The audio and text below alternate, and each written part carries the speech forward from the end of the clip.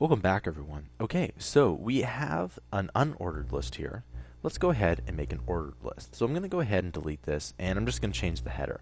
We don't really need the header here, it kind of looks a little bit nicer. So what we need, ordered list is just OL. Alright, and I'll close off that tag right away, just like this. Okay, and we actually make an ordered list the exact same way that we make an unordered list. So we just push li, and we're going to call this item 1. Or we'll just call it item for now. Or maybe even list item. You can call it whatever you want. And what you need to do is close off that tag as well. Now watch what happens here.